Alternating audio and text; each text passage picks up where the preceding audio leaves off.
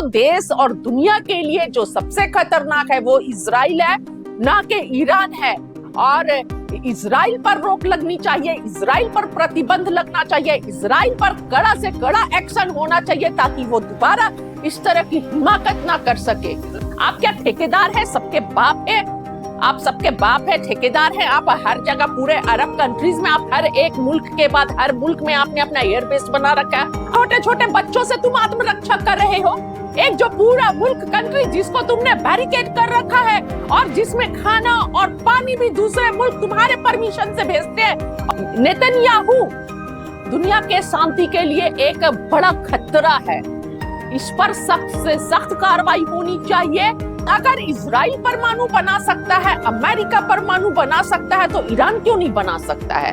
जिस तरह गाजा के लोगों के साथ आप बर्बरता करते आए हैं, इससे बड़ा आतंकवाद कुछ नहीं हो सकता है। ये इस बात को प्रूफ है कि अमेरिका हमला करे, ईरान के एटॉमिक जो भी मतलब प्लांट्स है वहां पर, या कुछ भी करे अमेरिका, ईरान झुकने वाला नहीं है।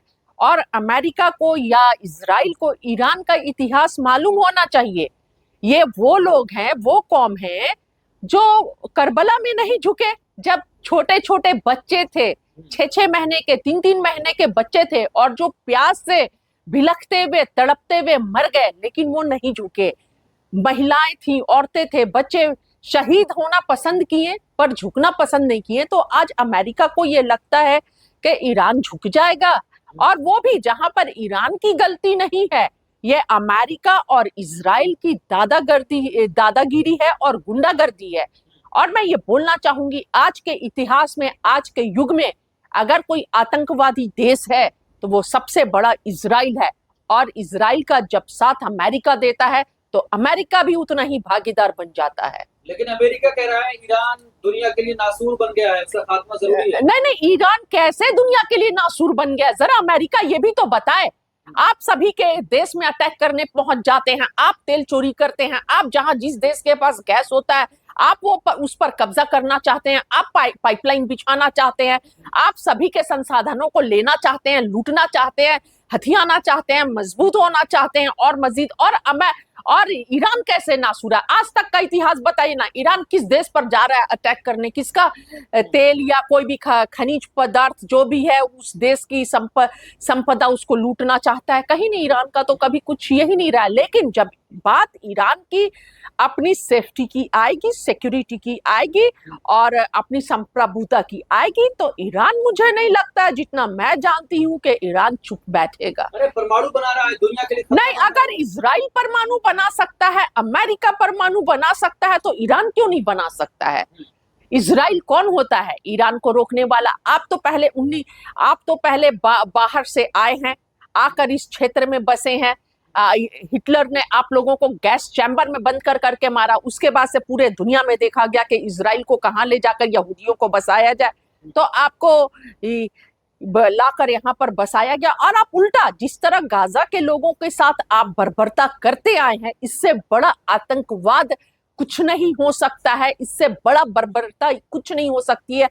और बहुत अफसोस की बात है, बहुत अफसोस की बात है, जो लोग, जो कंट्रीज खुद को सिविलाइज्ड बोलते हैं और अमन पसंद बोलते हैं, वो लोग तमाशा देख रहे हैं। छोटे छोटे बच्चों के कत्ल का तमाशा देख रहे हैं। छोटे बच्चे भूख से लरस रहे हैं, दूध के लिए तड़प रहे हैं, खाने के लिए, एक एक बूंद पानी के लिए तड़प रहे हैं, मर रहे हैं। और सारा जो दुनिया का सिविलाइज्ड कंट्रीज है वो तमाशा देख रही है, और किसी ने रोकने की कोशिश नहीं की। गाजा में जो चल रहा है और आज तक चल रहा है, गाजा के 35 से ज्यादा अस्पतालों में इजराइल ने अटैक्स किया, किसी ने कुछ नहीं बोला, कुछ नहीं है किया। तो देश और दुनिया के लिए जो सबसे खतरनाक है वो इजराइल है, ना कि ईरान है।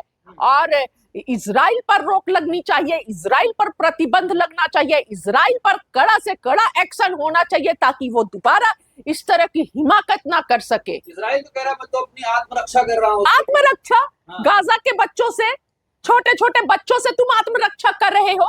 एक जो पूरा मुल्क कंट्री जिसको तुमने बैरिकेड कर रखा है और जिसमें खाना और पानी भी दूसरे मुल्क तुम्हारे परमिशन से भेजते हैं, और तुमने एक ये लिमिट लगा रखा है कि आज 5 ट्रॉली जाएंगे, 10 ट्रॉली जाएंगे। तुम होते कौन हो? जिसने पैदा किया है, दुनिया बनाई है, वो अपने बंदों के लिए खाना और पानी नहीं रोकता है तो तुम कौन होते हो? ये गुंडागर्दी है, नशा, पावर के नशे में अमेरिका के साथ इजराइल जो है अंधा हो चुका है और ये अंधेपन में इस तरह अटैक कर रहा है, ये दादागिरी कर रहा है, गुंडागर्दी और आतंकवाद है। इन्हें ये लगता था कि इन्हें रोकने वाला कोई नहीं है, ये चाहे जो करे, किसी पर भी अटैक कर दे, किसी को भी कब्जा कर ले, किसी के भी घर में घुसकर औरतों और बच्चों को खत्म कर दे। पर इजराइल ने जवाब दिया है। और कह रहे हैं खामनेई का सर चाहिए, जब तक उनका सर नहीं मिलेगा। खामनेई ने क्या बोला? एक खामनेई को के सर लेकर आप कुछ नहीं कर सकते हो। खामनेई का स्टेटमेंट देखिए, उन्होंने क्या बोला है। उन्होंने ये बोला है कि मैं तो सिर्फ कुर्सी पर बैठकर देख रहा हूं लड़ाई, पर लड़ाई जो लड़ रहा है वो ईरान का युवा लड़ रहा है। मुझे मारकर कुछ नहीं मिलेगा, मैं तो सिर्फ एक शरीर हूं।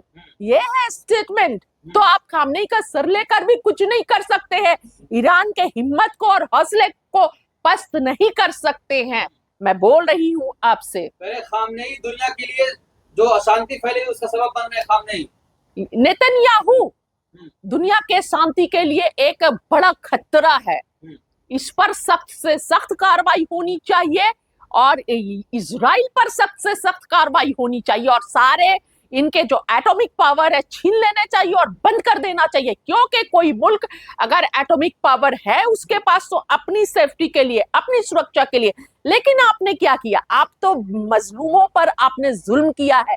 छोटे छोटे बच्चे जब उनके फोटोज और वीडियोस सोशल मीडिया पर आते थे तो हिम्मत नहीं होती थी देखने की, स्क्रॉल कर देते थे हम, कि हिम्मत नहीं होती थी। इस तरह आपने तड़पा तड़पा कर मारा है। इस तरह आज जब आपकी बारी आई है तो खामनेई दुनिया के लिए खतरा है? बिल्कुल नहीं। उनका स्टेप ये बहुत पहले होना चाहिए था और सबको मिलकर करना चाहिए था जो आज खामनेई कर रहे हैं। लेकिन इजराइल कह रहा है कि ईरान हमारे अस्पतालों पर बमबारी कर रहा है। इंटरनेशनल 35 से इंटरनेशनल कानून का याद आज आपको आ रहा है? हाँ। इंटरनेशनल कानून का याद 2 साल से आपको नहीं था जब आप गाजा में अस्पतालों में अटैक कर रहे थे, जब आप गाजा में खाना लाइन में लगे हुए छोटे बच्चे जो खाना ले रहे थे उस पर अटैक कर रहे थे, तब आपको इंटरनेशनल कानून की याद नहीं आई थी। आज आपको इंटरनेशनल कानून की याद आ रही है जब आपकी बारी आई, जब आपके लोग मर रहे हैं, जब आप पर अटैक्स हो रहा है, तब आपको याद आ रहा है। तो फिर क्या करना चाहिए इजराइल के साथ? इजराइल के साथ बिल्कुल ईरान सही कर रहा है और ऐसी ही कार्रवाई होनी चाहिए ताकि वो सब भूल जाए, वो सदियों तक भूल जाए मुड़कर गाजा पर अटैक करना और गाजा के लोगों को जिस तरह उन्होंने शदीद नुकसान पहुंचाया है, फिर से उनकी हिम्मत ना हो। लेकिन अमेरिका कह रहा है जो हमला हमने किया है कि दुनिया की शांति के लिए हमला किया है। ये दुनिया की शांति, हाँ। आप हमेशा आप अपने मुल्क में रहिए आराम से, बाकी सबको शांति से जीने दीजिए। आप क्या ठेकेदार है? सबके बाप है, आप सबके बाप है, ठेकेदार है। आप हर जगह पूरे अरब कंट्रीज में आप हर एक मुल्क के बाद हर मुल्क में आपने अपना एयरबेस बना रखा है। आप होते कौन है? जहां भी जिस भी मुल्क में आप देख लेते हैं तेल है, गैसेस है और सारे ये है, आप वहां पर लूटने चले जाते हैं।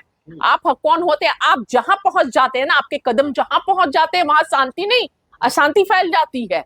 और जो आपका रोल रहा है भारत और पाकिस्तान के वॉर में भी, वो भी बहुत गंदा रहा है।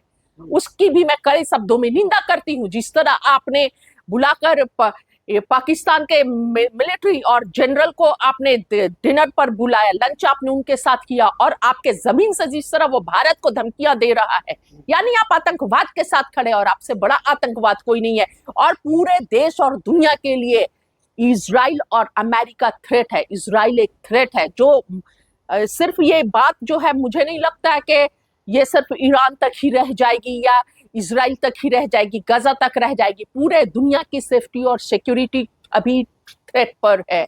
अगर ये एस्केलेट करता है तो ये कहां तक जाता है ये भी देखना होगा।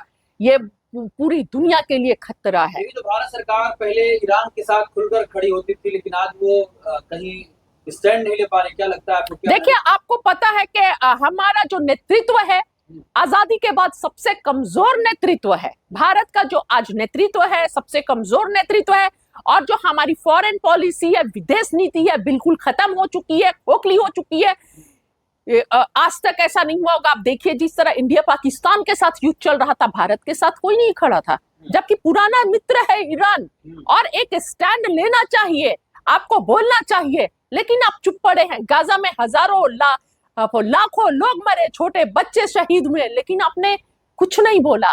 भारत की तो पॉलिसी नहीं समझ में आ रही। और जिस तरह कुछ न्यूज एंकर न्यूज चला रहे हैं, मुझे तो ऐसा लगता है इनका बस चले तो जाकर इजराइल के फौज के साथ मिलकर ईरान पर अटैक करे। बहुत मतलब दुखद है ये सब। लेकिन मोदी जी कहते 56 इंच का सीना है आपका, ये सबसे कमजोर नेतृत्व है। देखिए 56 इंच का सीना है, वो तो पूरा देश ने देख लिया है।